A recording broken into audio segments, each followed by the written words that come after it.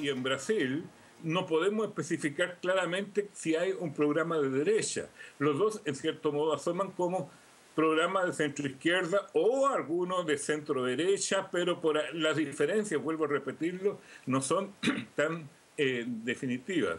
Eso me lleva a deducir de una manera analítica, podríamos decir, que se trata de una lucha entre una izquierda contra una no tanto izquierda, como pues ustedes pueden ver. La contradicción no puede ser dramática, medida en esos términos. ¿Cuáles pueden ser las repercusiones para América Latina? Yo creo que casi ninguna.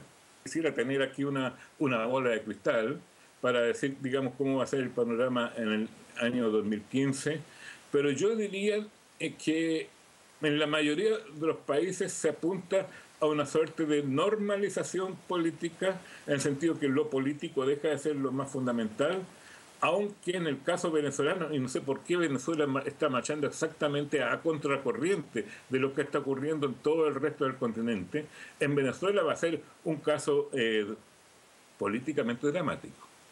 Yo creo que todos los ojos de la mayoría de los expertos, comentaristas e incluso del público político latinoamericano van a estar puestos en Venezuela, sobre todo si se cumple esta meta que son las elecciones parlamentarias en Venezuela, puesto que lo que ahí se define para Venezuela es enorme. Entonces, aparte, para redondear la idea, aparte de Venezuela,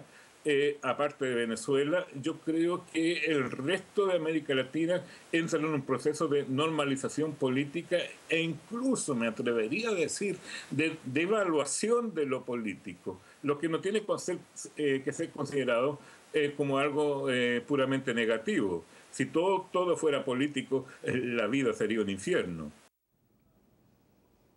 Bueno, Manuel, creo que lo de Fernando Mires hace una reflexión muy pertinente esta última, ¿no? Sin duda, ¿no? Como siempre, ¿no?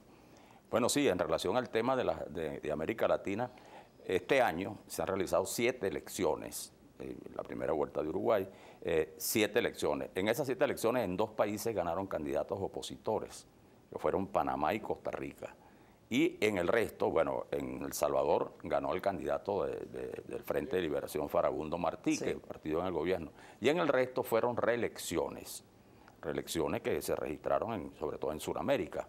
Esto yo creo que es un hecho que hay que tomar en cuenta porque evidentemente esto indica, como decía el profesor Mírez, que no se van a prever mayores cambios políticos, salvo algunos ajustes que son indispensables, tomando en cuenta seguramente que hay que enfrentar situaciones económicas nuevas que obligan a un tratamiento más pragmático. Pero en general va a prevalecer, digamos, esta onda de gobiernos de izquierda o centroizquierda que de alguna manera fueron originalmente estimulados por la onda expansiva del chavismo en Venezuela. Ahora, hay un dato importante, creo yo, que hay que tomar en cuenta, y es que existe la tendencia a consagrar las reelecciones indefinidas. Y esto, salvo el caso de Colombia, en los demás se ha planteado la reelección, también en Ecuador, que no tuvo elecciones, está planteada la reelección de nuevo de Rafael Correa, y esto introduce un elemento muy preocupante, porque un mandatario que está indefinidamente en el poder va consagrando una hegemonía excluyente y además va centralizando los poderes, lo cual es la negación de la pluralidad y de la democracia. Pero fíjate que de una forma u otra, todos esos gobiernos, a pesar de que tuvieron su aliento aquí, a partir del gobierno venezolano, sin embargo están tratando de bajarle un poco el perfil a lo político y entrarle al tema económico para resolver los problemas sociales. Y por eso yo creo que Fernando Mírez dice, bueno, Venezuela está a contracorriente del resto de los países y eso no puede ser, eso no es sostenible. Claro, porque es que el proyecto Venezuela, tal como se quiso aplicar y se ha venido aplicando, solo era posible en Venezuela. En el resto de los países ocurrió lo que tenía que ocurrir, un refrescamiento político. Pero un modelo como el que se planteó en Venezuela solo era posible en Venezuela por 2 razones. Por el ingreso petrolero, que es la economía del país, prácticamente la economía del país, y el control de las Fuerzas Armadas. Esos 2 valores, esos 2 elementos no se dan en ningún otro país de América Latina. En consecuencia, tienen que jugar a la pluralidad, a la democracia y a este cuadro de normalización de la cual hablaba el profesor Mírez. Esa es la clave. Esa es la clave.